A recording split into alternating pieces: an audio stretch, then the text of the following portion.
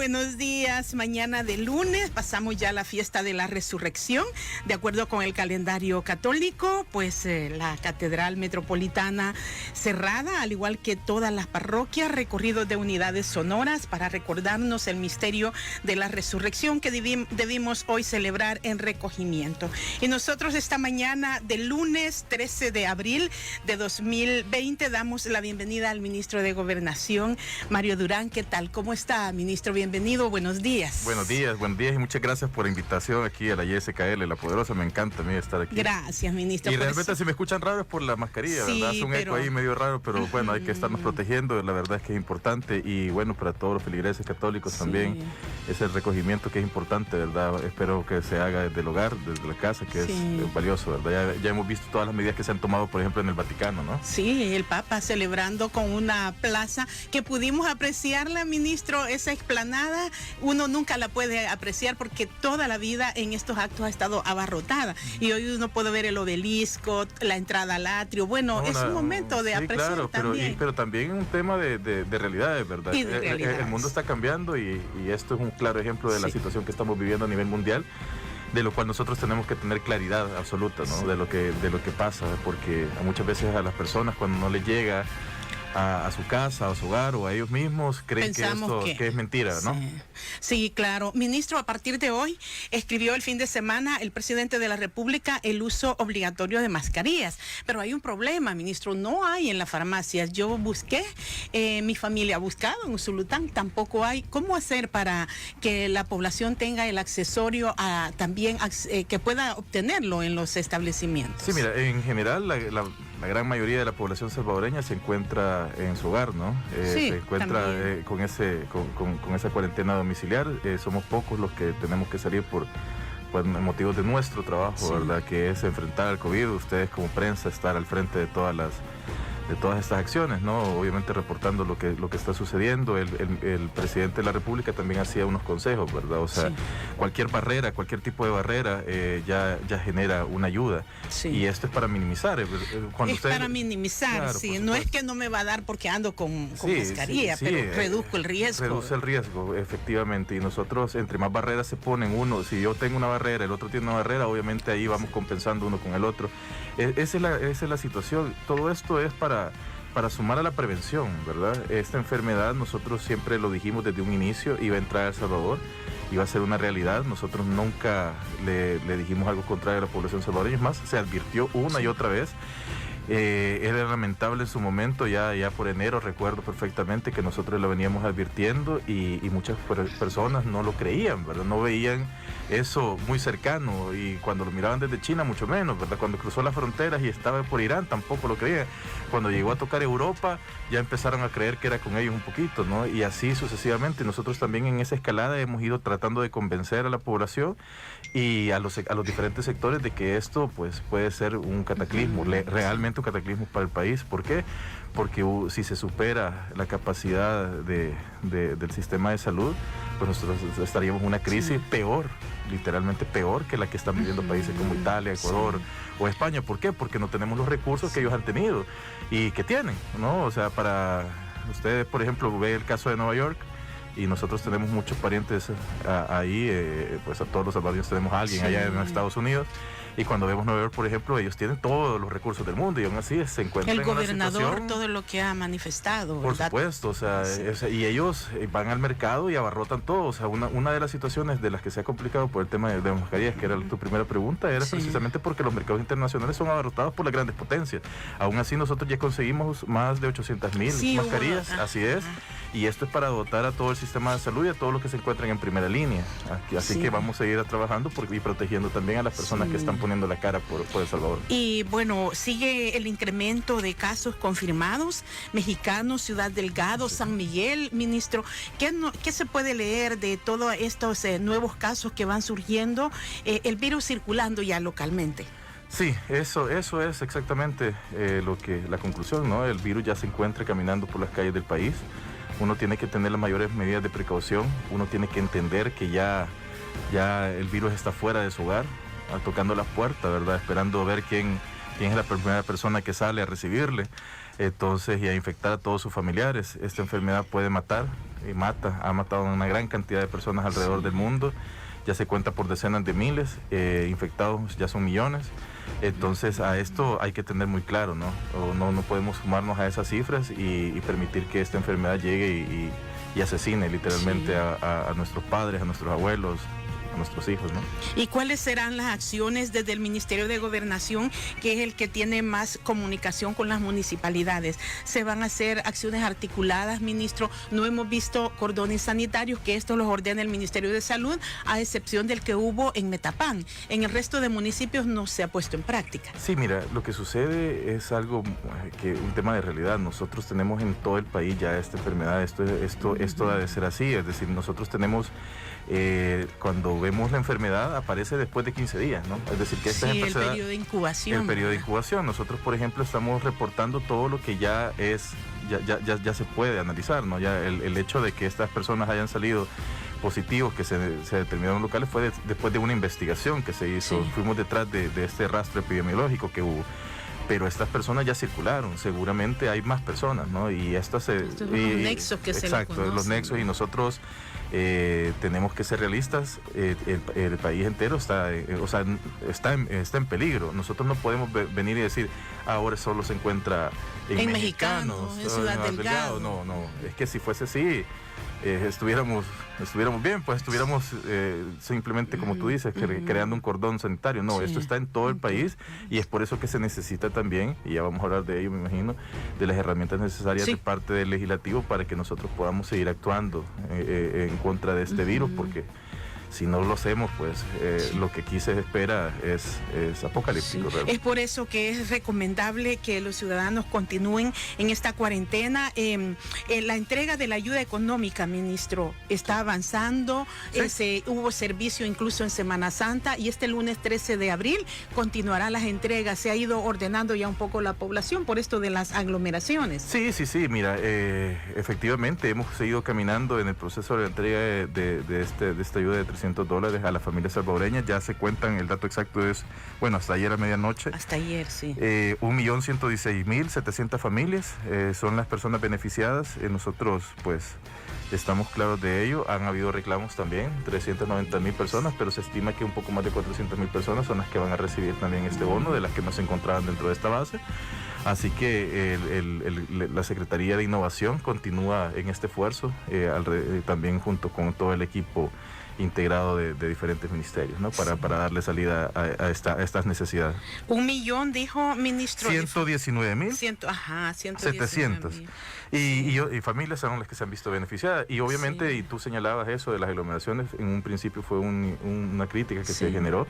Mira, el presidente había hablado claro sobre el tema de la rapidez con la que hay que actuar, y también de lo que hay que hacer, ¿no? O sea, nosotros podemos entender que en ese momento hubo una aglomeración, sí, pero surge de la buena voluntad del gobierno de ayudar a su pueblo, de tener por lo menos un recurso pequeño, pero que puede servir muchísimo a las familias salvadoreñas que lo necesitan. Ahora bien, el proceso ya ha sido bastante regulado, está el Ejército y la Policía Nacional Civil al frente de ello, y hoy guardan el distanciamiento social. Todos los bancos están tomando las medidas del caso, se hacen las medidas en las filas y también adentro de los bancos.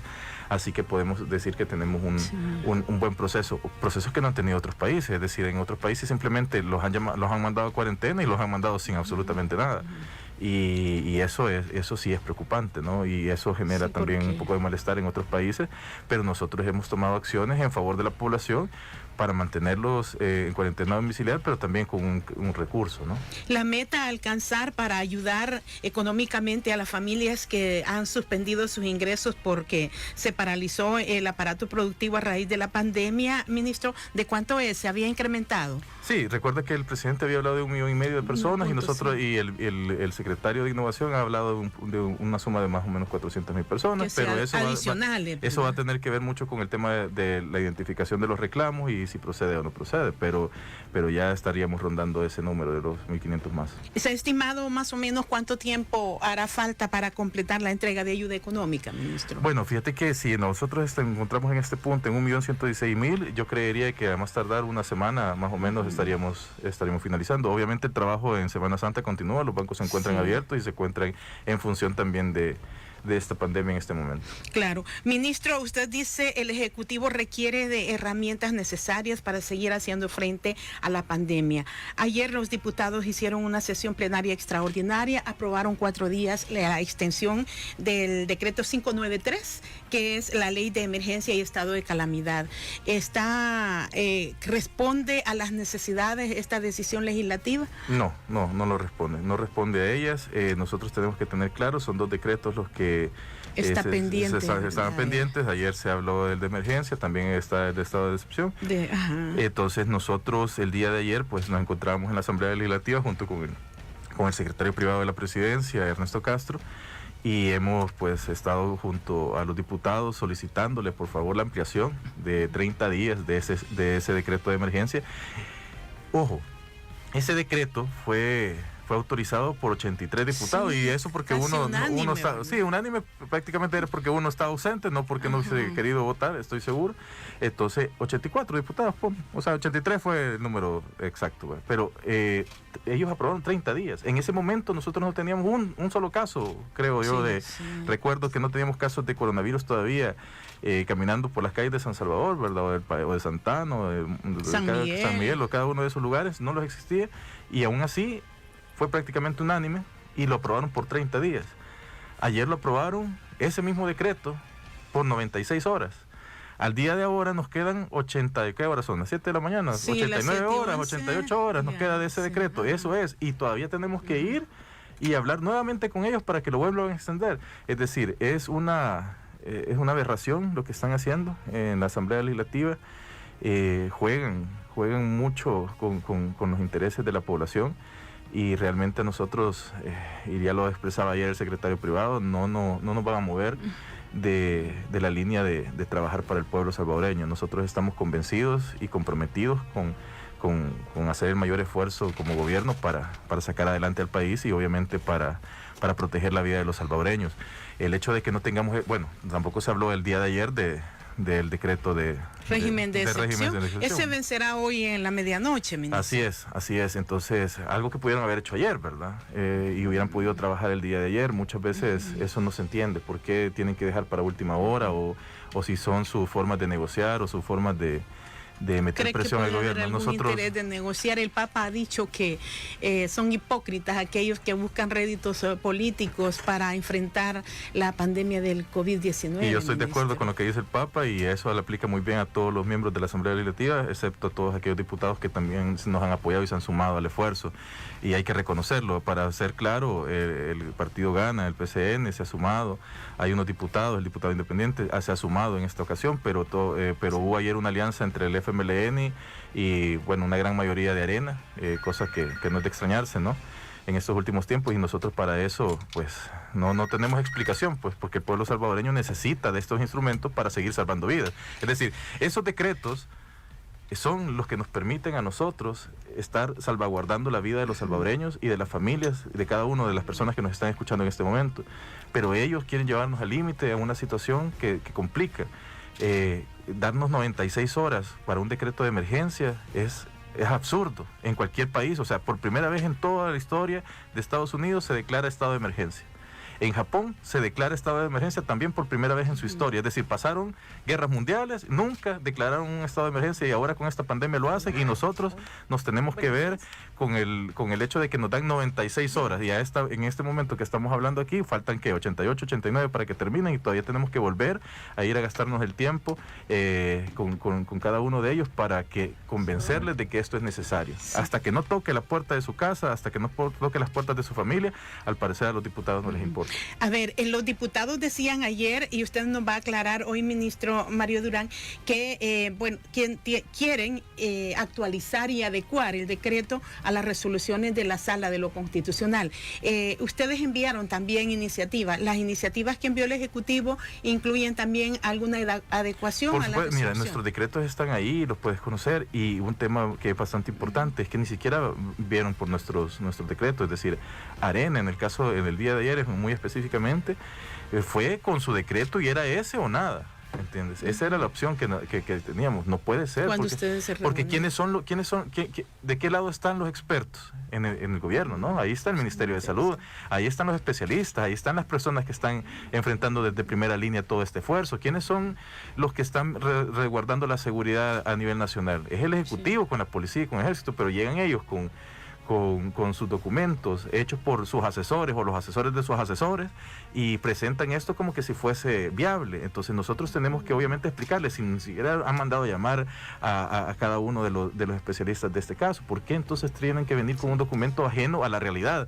Nosotros no podemos permitir que por un mal decreto nosotros nos metamos en una situación en la que no podamos resolver ningún problema. Estaba llamándome el propietario de una barbería, dice, en la ciudad de San Miguel, y me decía, esto es fuera del hilo conductor que llevamos, pero me decía, mire, no tengo ingresos, yo puedo clasificar a la ayuda de $300 porque no ha tenido ingresos. En la página de internet en la que se encuentra el tema de 19.gov.sb, ¿verdad? No, ese punto elsalvador.com, ahí elsalvador.com, así es, así para hacer COVID-19-elsalvador.com, ahí nosotros podemos ir a observar si somos beneficiarios o no beneficiarios de los $300, y si no lo fuese, al final de la página hay una opción para nosotros poder introducir nuestros datos y presentar una queja, ¿no? Para decir y justificar que usted no ha sido beneficiado hasta el momento. Y que puede serlo. Y que reúne las condiciones. Y obviamente ahí se va a tener la consideración. Así es, ¿no? Estamos claros de eso. Mira, nosotros, esa es una realidad que se está viviendo en todo el país. Hay muchos que están haciendo sacrificios, unos más grandes que otros, lo decía el presidente desde su primera intervención en cadena nacional. Pero no es momento de aflojar, ¿no? Es que la vida no tiene precio, y esa es la premisa con la que tenemos que salir adelante, ¿no? Si nosotros nos la jugamos, no lo estamos jugando por ir o abrir el negocio, sino que nos estamos jugando la vida de nuestros seres queridos, de nuestros seres amados, y si fuesen pues empleadores, pues la vida de nuestros empleados también, ¿no? En el caso de las iniciativas, ministro, que dice todavía no han estudiado los diputados, ahí incluyen medidas sanitarias, las medidas de compras también están incluidas en esta ley de emergencia. Sí. Y ayer decía el diputado Carlos Reyes que ellos se han reunido con algunos sectores que les han dicho, bueno, miren, quisiéramos que gradualmente fuéramos involucrando algunos rubros que pudieran iniciar actividades bajo restricción. Sí, entiendo, pero cuando hablaban de los rubros, prácticamente hablaban de todos. Es decir, él mencionó al agrícola. No, es que hablaban de todos. Es que y era una situación, ese es el problema. Es decir, básicamente ellos quisieran en este momento dejar las cosas como antes de la cuarentena domiciliaria, es decir, sin ningún efecto, sin ninguna herramienta, sin ninguna posibilidad de generar condiciones. Si hoy por hoy, que nos encontramos en cuarentena domiciliaria y solo están saliendo a trabajar las personas que son absolutamente necesarias para por ejemplo, para producir alimentos, ¿no? Que es una de las preocupaciones, obviamente, del Estado, ¿no? Del gobierno. O, bueno, los periodistas, la farmacéutica, exacto, el gobierno mismo, los médicos, enfermeras. Y tú ves, por ejemplo, a veces en la calle vehículos y tú dices, bueno, ¿y por qué pasa aquí, no? Entonces, y por eso esos números que arroja también las estadísticas, más de 1.700 personas. Casi 1.800 personas. Sí, entonces eso habla de lo que se está haciendo, de cómo a veces el salvadoreño toma las cosas, y lo que hablamos al principio, cuando no lo ves, cuando no lo tienes enfrente, no te parece real. Entonces aquí hay 1.700 personas que prácticamente es una irresponsabilidad, ¿no? O sea, está poniendo en riesgo la vida de todos los salvadoreños. Ya lo dijimos y está bien dicho realmente cuando el presidente habla de que en este caso la enfermedad, nosotros somos los vectores, ¿no? Entonces, porque nosotros ya nos contagiamos y vamos y contagiamos a nuestra persona. Entonces, al salir de la calle, ¿qué andas buscando? Pues Y sobre todo si no tienes nada que hacer. Han habido detenciones con personas borrachas, o sea, o personas que se fueron a la playa. Sí, o sea, es como falta de conciencia. No, pero ministro, es que eso no tiene calificativo sí, este tipo de acciones. Quisiera buscarle un calificativo, como tú dices, pero realmente poner en riesgo la vida de toda una población por nada. Sí. Es como con las personas que se vienen y se cruzan por puntos ciegos. ¿Qué buscas? ¿Qué buscas? O sea, te la quieres llevar qué vivo soy, sí. Me quité a la policía, ya no voy a ir a cuarentena, vas a la casa, y hoy resulta que la policía tiene que ir a buscarlo, rastrearlo y sacarlo de su casa y llevárselo a un centro de cuarentena. ¿Por qué? ¿Por qué hizo eso desde un principio? ¿Por qué puso en riesgo la vida de todos los salvadoreños? ¿Buscando qué? ¿Cuál era la finalidad de eso? Entonces, eso es lo mismo que sucede obviamente con los retenidos en el caso de las cuarentenas, de los que violan la cuarentena domiciliar. ¿Cuál era el objetivo de salir a hacer nada? Cuando hay personas que estoy seguro que quisieran estar en su hogar. Yo estoy seguro que muchos doctores, enfermeras quisieran el día de ayer haber estado en su casa, con sus familias, no sé, abrazando a sus hijos, ¿no? Pero estaban ahí en primera línea trabajando con las personas que se encuentran con el virus. Estaban ahí haciendo el mayor esfuerzo, sabiendo que es una situación complicada y que muchísimas personas alrededor del mundo están muriendo por eso. Pero no, hay personas que irresponsablemente simplemente salen a la calle buscando no sé qué y creyéndose que son muy inteligentes porque están violando la cuarentena domiciliar. Y hay otras personas que están luchando por salvar vidas, por protegerse a ellos mismos y por proteger a todo el país. Hay dos tipos, ¿no? Sí, entonces, lamentablemente. Y por eso el número de detenciones, y ojo, supera incluso el número de personas que han violado la cuarentena, supera el número de personas que se han recuperado, que han regresado a su casa, pues, me refiero. Los que estaban dando de alta. Los que estaban dando de alta, exactamente. O sea, andamos por un poco más de 1.600 personas las que se han dado de alta. Y por el otro lado tú encuentras 1.716 personas detenidas. 1.663 personas finalizaron su cuarentena. 1.663. Y por el otro, el dato hasta ayer, ¿verdad? Sí, hoy continuará, ¿verdad? Bueno, sí. Vamos a ver, esperemos que así sea. Y 1.716 personas fueron detenidas. Sí. ¿Por qué? ¿Por qué? ¿Por qué estamos haciendo y por qué estamos viviendo en esta situación? O sea, yo creo que no han visto, no se han documentado lo suficiente con esta enfermedad, no han podido ver los estragos que ha realizado. Yo he podido observar videos de Ecuador, por ejemplo, que las personas suben a sus muertos a lanchas y los arrojan al mar porque ya no hayan que hacer con ellos. Colapsó el sistema, en Guayaquil sobre todo. Colapsó el sistema, colapsó la policía, el ejército, prácticamente el gobierno ha colapsado en Ecuador porque no tienen las herramientas para combatir esta enfermedad. No se prepararon, creyeron que no era así y muchos de los países que no creyeron ahora se encuentran en una grave situación. Nosotros desde un principio hicimos las cosas correctas. Cuando surgió el primer caso en diciembre, bueno, pero que se dio a conocer más bien, ¿no? Porque esto seguramente venía de un poquito antes. Sí, según la OMS dice que hubo retraso de parte del gobierno chino, ¿verdad? Así es, pero seguramente se hubiera podido hacer muchísimo si los países hubieran tomado más conciencia de ello, pero en El Salvador, desde ese momento, el presidente ordenó crear un gabinete empleado de salud. Ya el 16 de enero ya se encontraba instalado y trabajando en función de ello, todos los días reunido para observar el caso que se venía, porque se sabía que iba a cruzar fronteras. Nosotros fuimos los primeros que advertimos esa situación y es por eso el reconocimiento que se ha hecho de todos los organismos internacionales y de muchos países y de muchos periodistas del trabajo que ha estado haciendo el presidente de la República, Nayib Bukele, pero igual, o sea, cada una de las acciones que habíamos venido tomando, sabíamos nosotros que tarde o temprano esa enfermedad iba a cruzar la frontera. Y si estamos en esta posición ahorita en la que algunos de ustedes que nos pueden estar escuchando están tranquilos, es porque se tomaron esas medidas, pero no significa que van a permanecer así. El presidente ya lo advirtió también y hay que escuchar a esto. Se va a poner peor. Y en esa situación nosotros tenemos que estar preparados y estar haciendo y acatando las indicaciones que surgen del gobierno.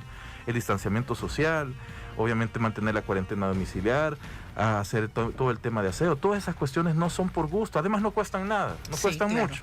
Seamos responsables, no es broma, es seria la situación del COVID-19 y acatemos las recomendaciones. Por favor, no salga todos los días a comprar, planifique sus compras si es que requiere hacerlo, no se exponga porque además expone a su familia. La información llega a usted gracias a Cemento Regional, ofrece una mayor resistencia de rápido fracturamiento aguado, hecho bajo un estricto control de calidad durante el proceso de elaboración. Ya puedes encontrar el Super Cemento Regional de El Salvador. Cemento Regional envía un mensaje de optimismo, de fe y de espíritu